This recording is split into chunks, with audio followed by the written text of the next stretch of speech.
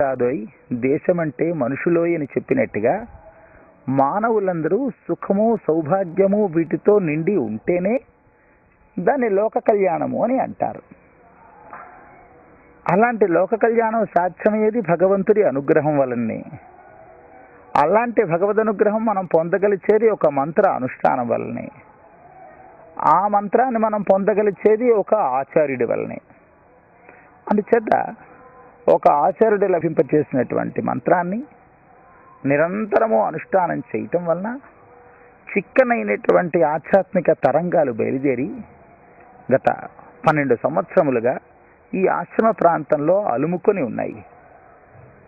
ఒక దేవాలయానికి వెళితే శ్రీరంగం, తిరుపతి వంటి ఆలయాల లోపలికి వెళితే మన లోపలికి ప్రవేశించినటువంటి మరుక్షణంలోనే మన మనస్సు మనకి తెలియనటువంటి ఒక దివ్యమైన అనుభూతికి లోనవడం, ఒక ప్రశాంతతని రుచి చూడటం మనకి అందరికీ తెలిసిందే. అలాంటి ఒక అద్భుతమైన శక్తిని ఇక్కడ ఈ ఆశ్రమంలో గత 12 సంవత్సరాలుగా ఏర్పాటు చేస్తున్నాం. ఆగమశాస్త్ర ప్రక్రియలను అనుసరించి అదంతా సత్ఫలితాన్ని ఇస్తోంది.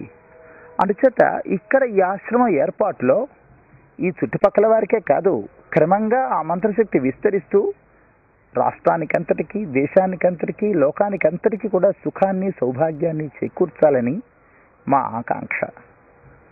ఆ అభిప్రాయంతో ఈ ఆశ్రమం వృద్ధి చెందుతోంది. ఇంకా ఇంకా వృద్ధిలోకి రావాలి, 10 మంది వచ్చి దీనిని అనుభవించాలి అని మా కోరిక. స్వస్తి.